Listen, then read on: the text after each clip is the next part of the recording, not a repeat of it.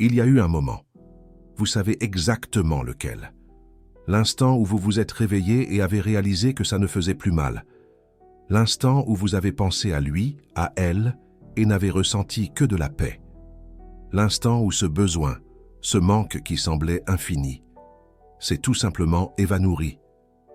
Et puis, quelque chose d'étrange s'est produit.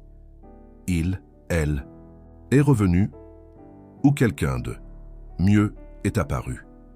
Ou vous vous êtes simplement senti complet, épanoui, d'une manière que vous n'aviez jamais connue auparavant. Ce n'est pas une coïncidence. Ce n'est pas l'univers qui conspire. C'est de la neurobiologie pure. Aujourd'hui, je vais vous révéler ce que Carl Jung a découvert sur ce qui se passe psychiquement lorsque vous cessez d'avoir besoin de quelqu'un. Et comment Andrew Huberman, neuroscientifique à Stanford, a prouvé que ce moment de détachement reconnecte littéralement les circuits de votre cerveau. Cela va changer à jamais votre façon de comprendre les relations. Jung appelait cela le retrait de la projection. C'est l'un des concepts les plus puissants et les moins bien compris de toute la psychologie analytique. Quand vous avez désespérément besoin de quelqu'un, vous ne voyez pas réellement cette personne. Vous voyez une projection, une image que votre psyché a créée et superposée à l'être humain réel. Vous projetez sur lui, sur elle. Tout ce qui vous manque, votre sécurité, votre plénitude, votre valeur. Tant que cette projection est active, vous êtes prisonnier, lié, névrotiquement à une illusion. Mais quand vous cessez d'avoir besoin, quelque chose d'extraordinaire se produit. La projection est retirée. Et pour la première fois, vous voyez la personne réelle. Et plus important encore, vous vous voyez vous-même. Jung disait que retirer ces projections est une partie essentielle du processus d'individuation. Le chemin pour devenir entier. L'union sacrée intérieure qui précède toute relation saine. Extérieure. Huberman a prouvé cela au niveau des neurotransmetteurs. Quand vous êtes dans un état de besoin émotionnel, votre cerveau fonctionne en mode de pénurie. Les circuits de la dopamine sont hyperactifs, cherchant constamment la prochaine dose de l'objet de votre désir. Les niveaux de cortisol restent élevés, vous maintenant dans un état chronique de stress. L'ocytocine, l'hormone de la connexion, reste liée à une seule source, vous rendant dépendant. C'est littéralement une addiction.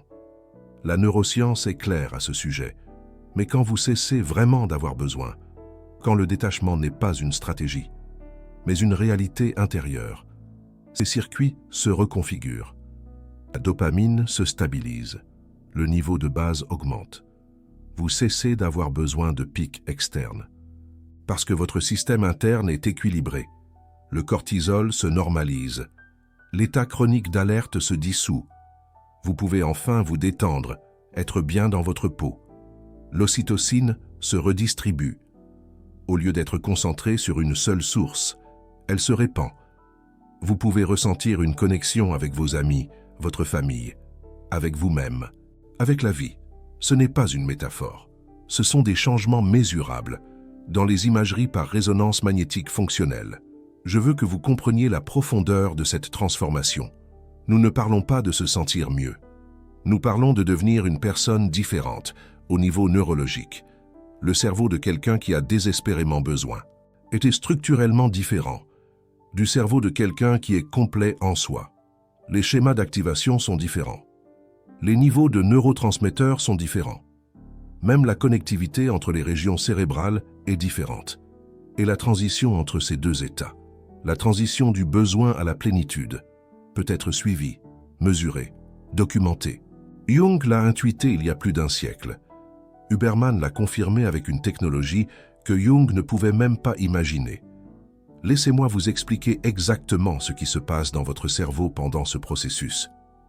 La recherche de 2024 sur l'attachement et la douleur émotionnelle le confirme, d'un point de vue neurologique.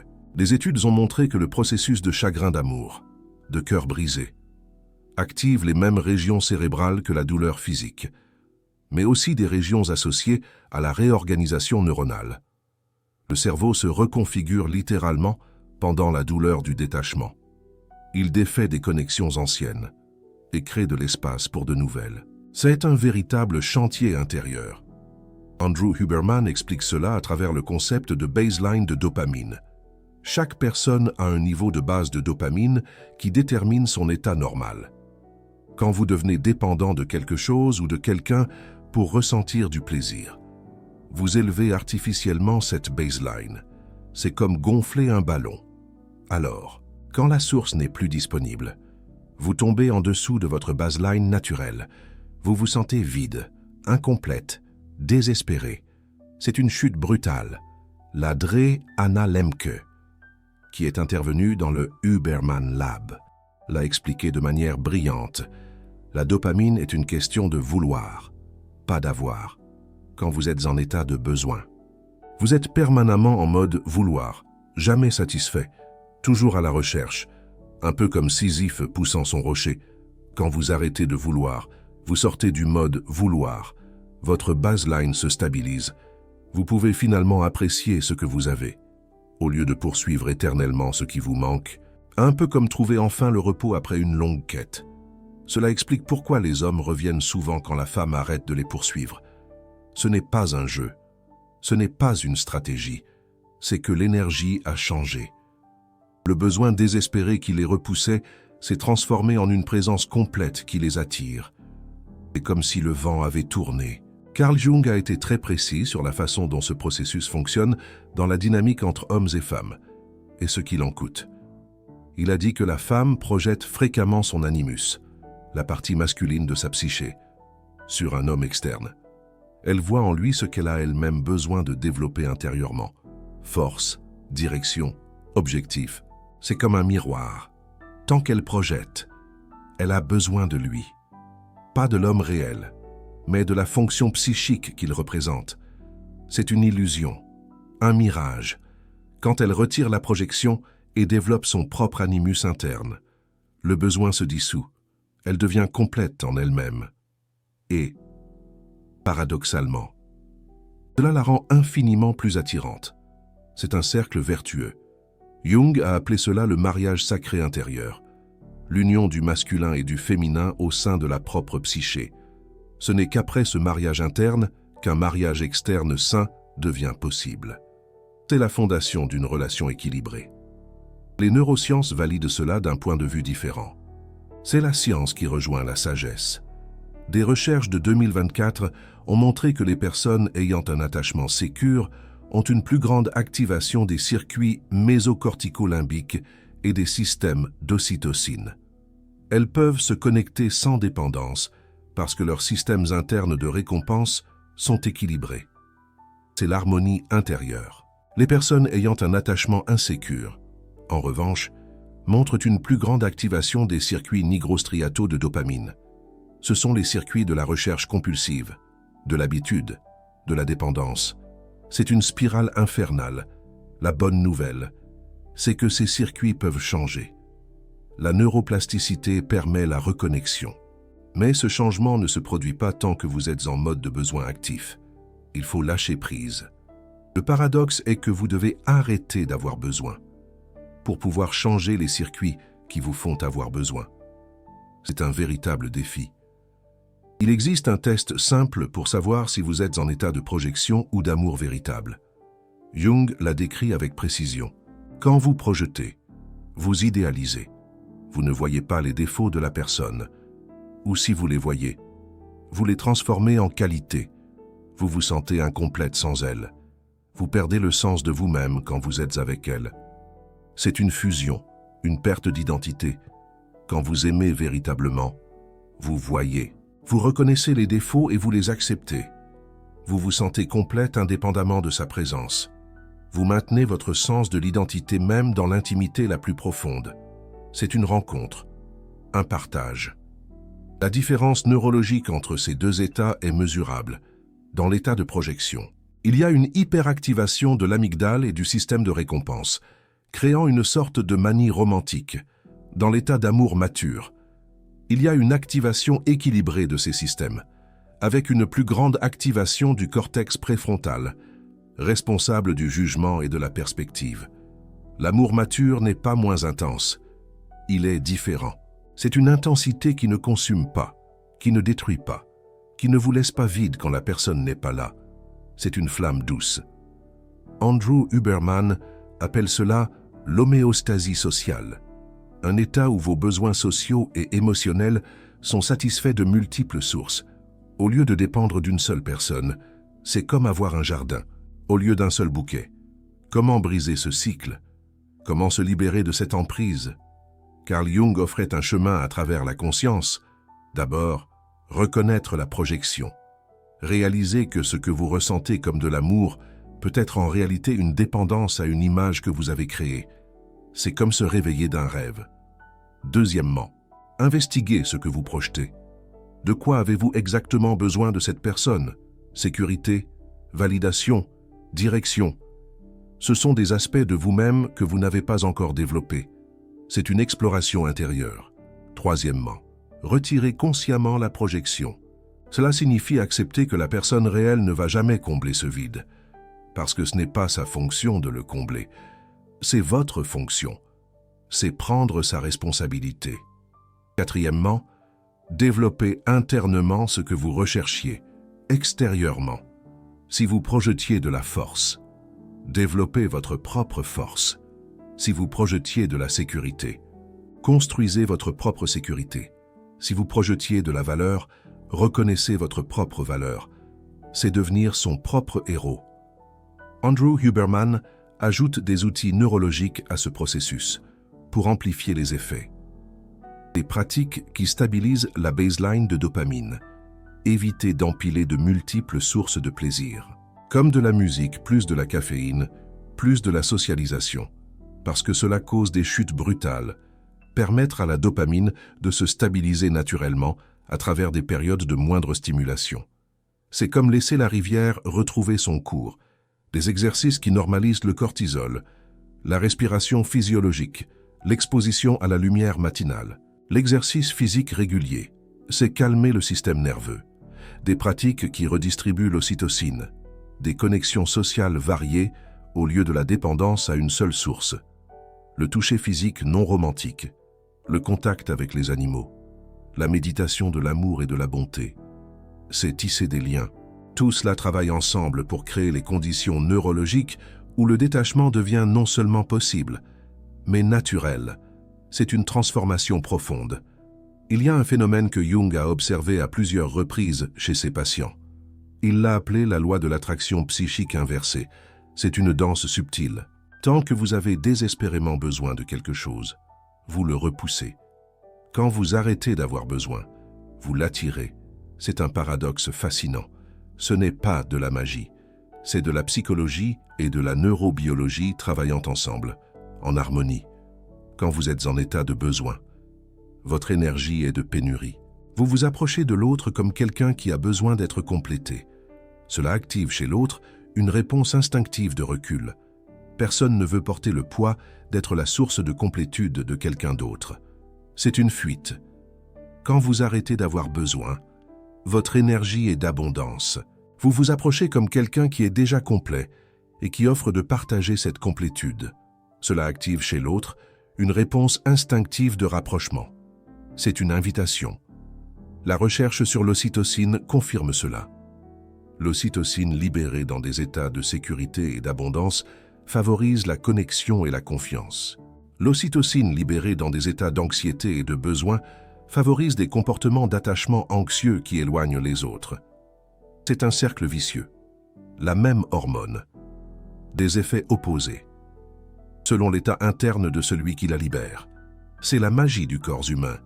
Cela explique un phénomène que beaucoup de femmes vivent, mais ne comprennent pas. Quand elles sont désespérées, tout ce qu'elles font éloigne l'autre personne. Quand elles finissent par abandonner vraiment, la personne revient. Ce n'est pas un jeu de l'univers, c'est de la neurobiologie. L'énergie du besoin active chez les autres des circuits d'évitement. L'énergie de la plénitude active des circuits d'approche. C'est automatique, inconscient, incontrôlable. Et c'est pour ça que faire semblant de se détacher ne fonctionne pas. Le cerveau de l'autre détecte la différence entre le détachement réel et stratégique. Même si vous ne dites rien, même si vous agissez parfaitement, votre neurobiologie communique la vérité, quand vous n'avez vraiment pas besoin. Votre ocytocine est libérée différemment. Votre langage corporel change dans des milliers de microformes que vous ne contrôlez pas consciemment. Votre ton de voix altère des fréquences que l'oreille de l'autre enregistre inconsciemment. Vous ne pouvez pas tromper la biologie, vous pouvez seulement la transformer. Laissez-moi vous parler de ce qui se passe réellement dans le cerveau quand vous passez du besoin au détachement. Premièrement, il y a une phase de sévrage. Votre cerveau est habitué au pic de dopamine que la personne vous procurait. Quand vous commencez à vous éloigner, vous ressentez un inconfort, de l'anxiété, une urgence presque physique de rechercher le contact. Car cette phase peut durer des jours ou des semaines. Il est crucial de ne pas céder.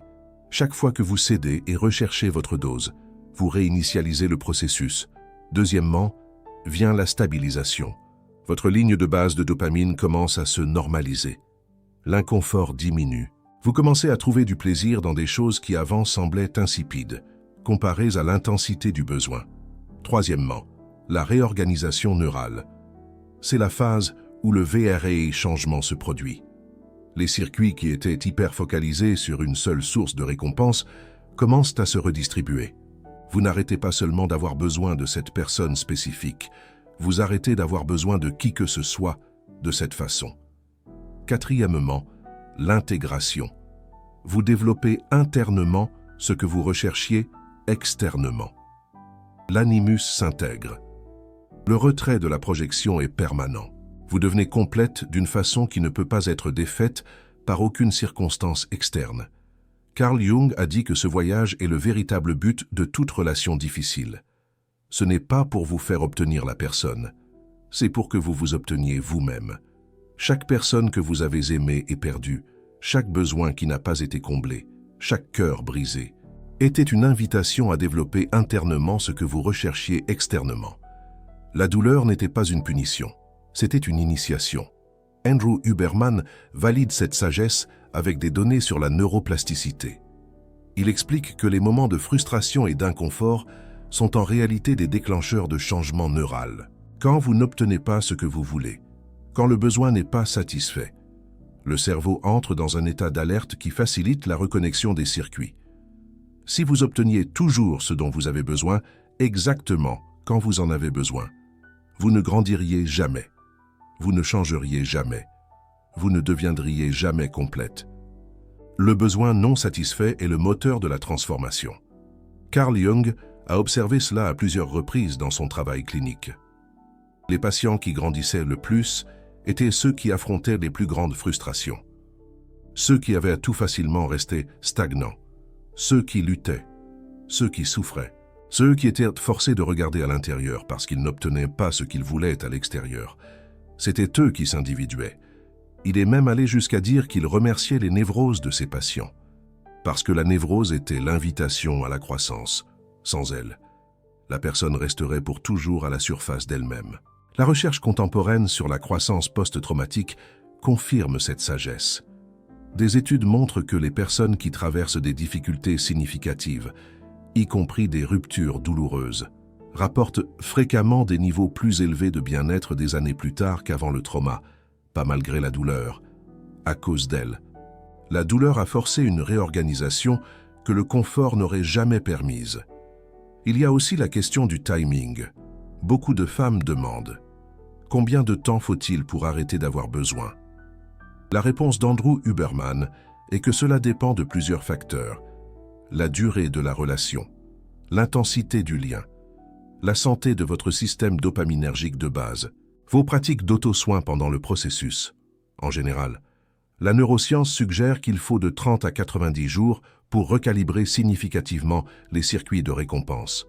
Mais cela suppose que vous ne cédez pas aux rechutes, que vous ne recherchez pas votre dose même sous de petites formes, comme traquer les réseaux sociaux ou relire d'anciens messages. Chaque rechute réinitialise le chronomètre. Chaque fois que vous cédez aux besoins, vous renforcez les circuits que vous essayez d'affaiblir. C'est exactement comme n'importe quelle addiction, et cela doit être traité avec la même sérieux. Pour les femmes qui écoutent cela et qui sont encore en état de besoin actif, j'ai un message important. Vous n'avez pas besoin de forcer le détachement. Ce serait juste une autre forme de contrôle, une autre stratégie, une autre manipulation. Et les manipulations ne fonctionnent pas parce que le cerveau connaît la différence entre le détachement réel et le détachement stratégique. Ce que vous pouvez faire, c'est commencer le travail intérieur. Demandez-vous, de quoi ai-je exactement besoin de cette personne? Écrivez. Soyez spécifique. Ensuite, demandez-vous, ce sont des aspects que je pourrais développer en moi-même. Presque toujours. La réponse est oui. Alors, commencez à développer. Vous avez besoin de quelqu'un qui vous fasse vous sentir en sécurité. Construisez votre propre sécurité. Vous avez besoin de quelqu'un qui vous valide. Apprenez à vous valider. Vous avez besoin de quelqu'un qui donne une direction à votre vie.